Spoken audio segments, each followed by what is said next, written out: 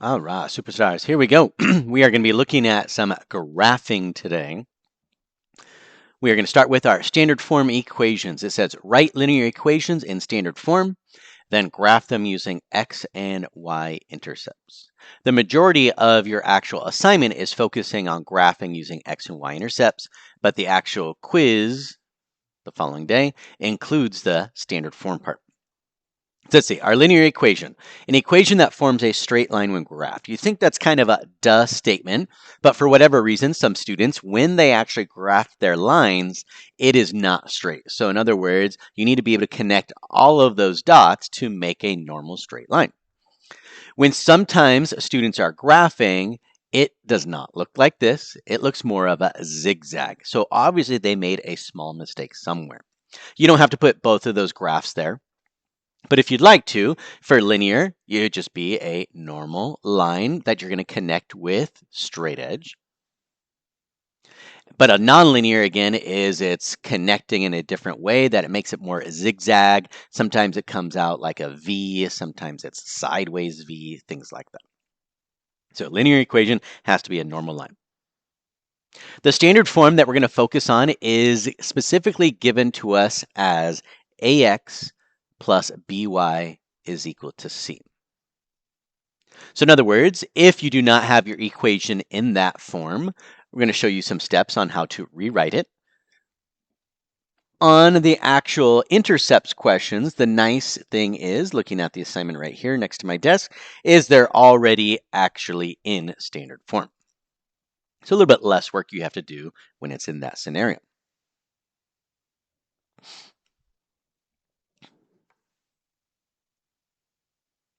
So the key thing about standard form, again, no fractions. That A part, meaning the part in front of the X, it needs to be positive. So sometimes when students rewrite it, they remember the no fractions part, but for some reason, they may include a negative sign there. So looking at some of your problems here, it starts off with negative 6x plus 3y equals 12. So that means technically it's not in standard form, but thankfully with the question that's asking you to do, it just wants you to be able to find the x-intercept, y-intercept, and graph it. And we'll get to there in just a moment. But let's go ahead and focus on maybe some non-linear concept. To figure out linear, sometimes it's important to figure out about the nonlinear. For a linear equation, it must have x or y or both. So for example, x equals 2, that's going to be a linear equation. Y equals 5, that's a linear equation. But when we have both letters, it's got to be in a specific way, which means we cannot have it as x, y. The x and y need to be separated. So if the x and y are stuck together, it's not going to work. That's going to be nonlinear. You can't have an extra letter like a Z. You're going to be doing maybe more advanced stuff like that later on in maybe IM3, or if you do college math classes, that would include the letter Z. But right now, again, IM1, just maybe 2x plus 5y equals 8, something like that. The exponents, again, there's always a hidden exponent of 1 if you just see a generic x or generic y. But we're talking about like x squared, x cubed. Even when you have a square root of your variable, like the square root of x or the square root of y, that's a fractional exponent. Now, if it said like the square root of 9, well, we know the square root of 9 is 3. So that's not what we're talking about. Again, we're talking about the x or the y. I like to say for this one, it cannot be a funky fraction. If it's a funky fraction, then it's incorrect. Now, the key thing is, though, there has to be another variable. So, for example, 4 over x equals y. Well, both variables are present. So 4 over x equals y. Funky fraction, can't have that. That would be nonlinear. Same thing for 2 over y equals y. But if you had something, let's say like this, let me write it down. If you had it, let's say 2 over x is equal to 10, That's supposed to be 10. So let me rewrite it. 2 over x equals 10. That is allowed because, again, you could rewrite it, you could solve for x, but it's the key thing is if you have another variable like a y or an additional x. That's when it's not allowed. All right, it says determine if the equation is linear. If yes, rewrite it in standard form. All right, so let's go through the checklist. I have x, I have y. Both of them are allowed as long as they're not stuck together. So I cannot have x and y stuck together. They are clearly not. I don't have any exponents, so no x squared or y squared. I don't have a square root of x or a square root of y, so that's good. Let's go back here to our checklist. I don't have a third letter like z, and I don't have a funky fraction. I do have a fraction, 3 over 4x. The x, again, is not considered at the denominator. It's in the middle. You could even technically put it at the numerator. So since it is linear, we're going to go ahead and practice rewriting it. The first thing, again, that we said is no fractions. So to be able to get rid of that denominator of 4, I need to go ahead and multiply everything by 4. Oh, looks like we're going to move the y first.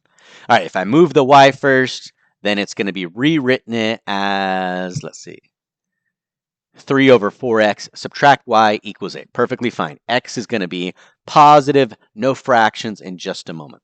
So as I was stating, let's go ahead and multiply everything by 4.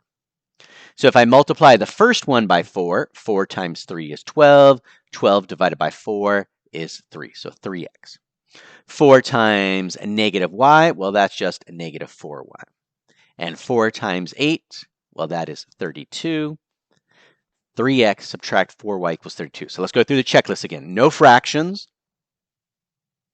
X and y are on the same side, which is what we need, because remember, it has to be ax plus by equals c. A has to be positive. So a is the number in front of x. You've got a positive 3. That's good.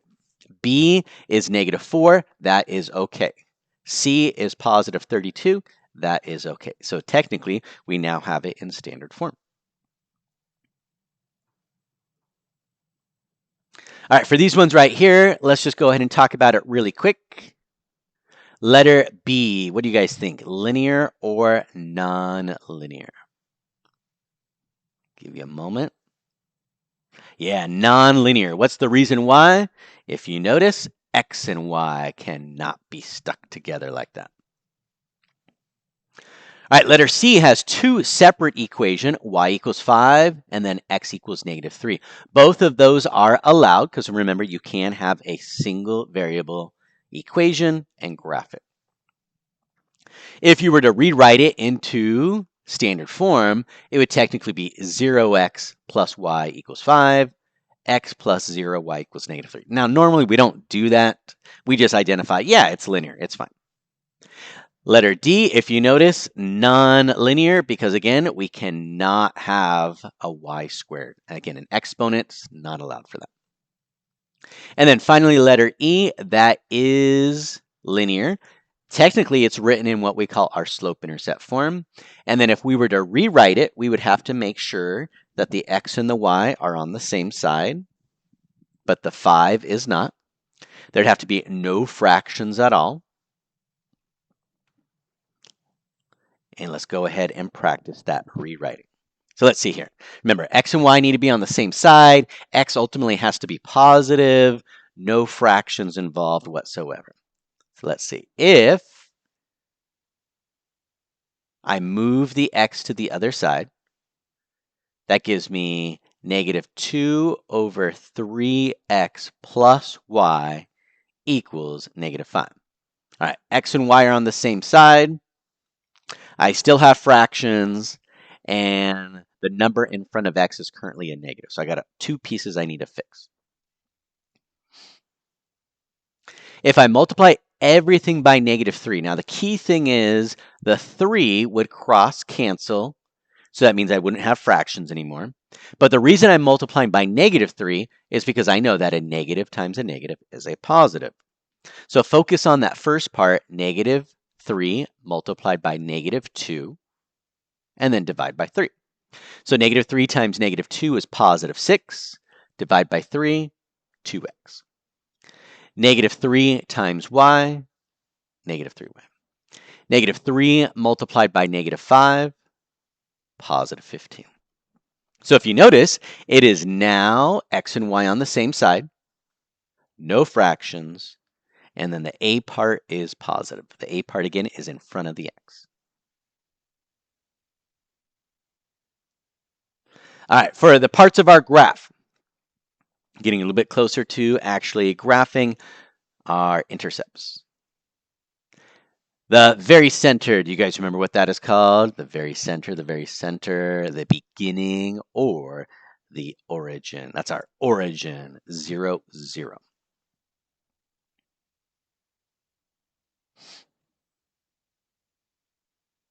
If you notice, the x and y axis are already labeled.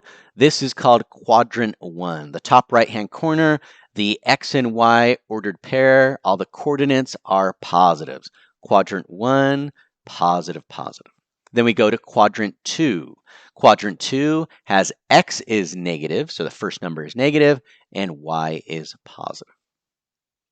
Quadrant 3. Quadrant 3 has negative, negative.